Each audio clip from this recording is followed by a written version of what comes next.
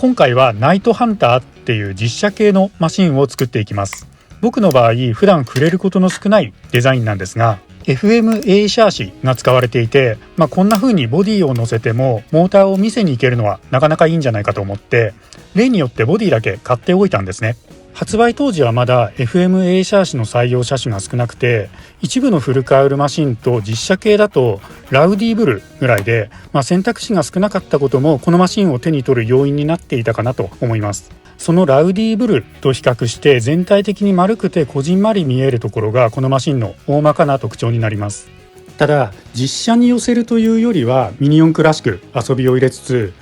コロコロコミック風の改造マシンっていう感じで、これまでの作風は守って作っていきます。実車系ミニ四駆をあえてあの頃風の改造マシンに寄せましたみたいな、そういう作例ってあんまり見ないと思うので、どう仕上がっていくのか楽しみに見届けていただけたらと思います。そんなことで、それらしいディテールを一部追加してはいますが、基本的には軽くできるところは軽くっていう方向のボディ作りになります。あとは先ほど言ったモーターを見せに行く点で、ボディとモーターの距離感を縮める目的で車高も少しだけ、2ミリぐらいですけれども下げてますね。で、今回も含めて今後の動画でもサーフェイサーを拭く作業やマスキングテープを貼る作業とか、塗装の工程を中心にこれまでとやることがあまり変わらないとか、撮影をしていて絵的に地味になりがちな部分は省略していきます。僕自身の編集の負担を減らしたいっていうのが一番の理由で、今後も徐々に調整していくつもりでいます。ちなみにボディがブラックで見づらく感じたので、途中ツヤを落とす目的で表面をヤスリがけしていますね。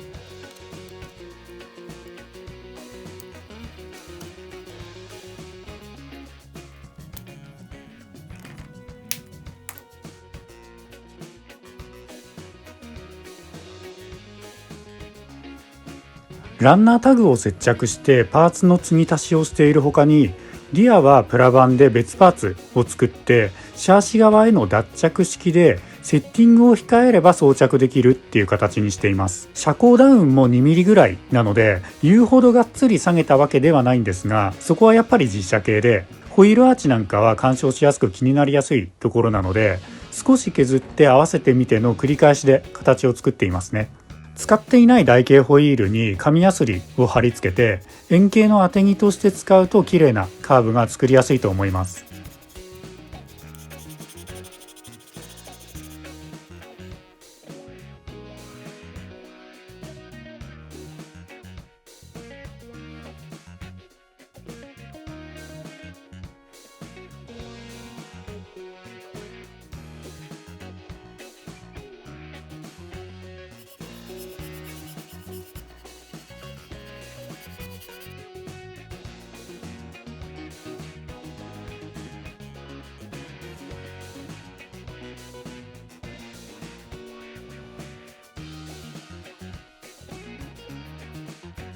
プラ板はシャーシの取り付け部分が 1.2 ミリ厚で、折り曲げている部分は 0.5 ミリ厚を2枚重ねて接着しています。ボディキャッチとかリアステンみたいなミニ四駆的な事情で省かれている部分も、本来はこういう骨組みなんじゃないかみたいな想像で組んだディテールですね。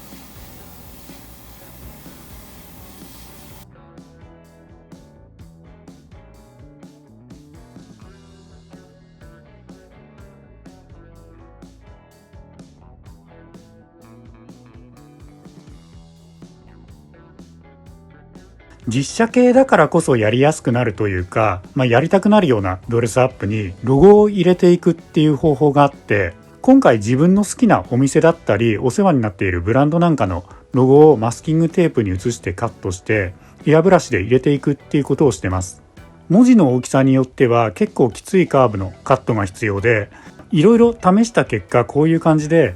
ナイフの刃先を軽く置いた状態でカッティングマットを動かすっていうやり方が割と有効で、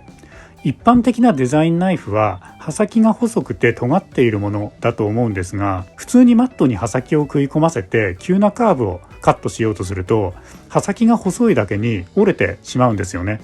下への圧力と横へスライドさせる力加減の両方をナイフ1本に任せるのは細かくなるほど難しくなっていくんですが、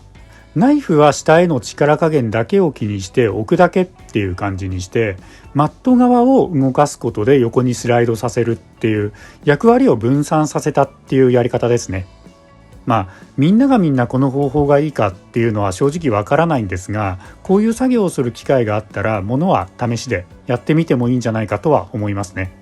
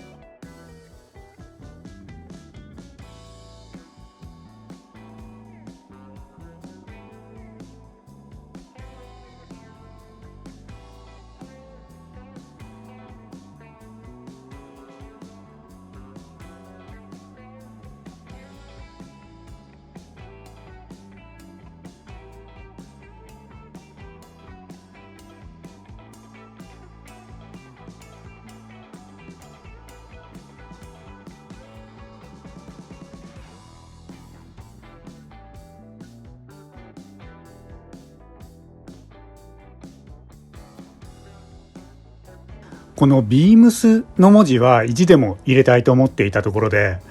これくらい細かくなってくると1枚のテープから切り抜くよりも文字列に囲いを作っておいて、その中にテープを切り貼りして1文字ずつ形にしていく方がいいっていうマスキングの一例なんですが、直線的な文字列だったこともあって今回はこのやり方で正解だったかなと思います。あとこれはアディダスの S の文字だけ細くなってしまっていたのでリタッチしているところですね。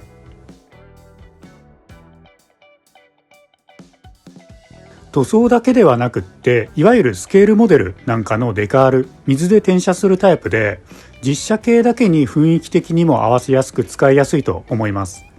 ドレスアップステッカーみたいな感覚で探すと値段が高いっていうのはあるんですけど、実写系ミニ四駆が好きでよく作る人なら出番は多くなりそうですよね。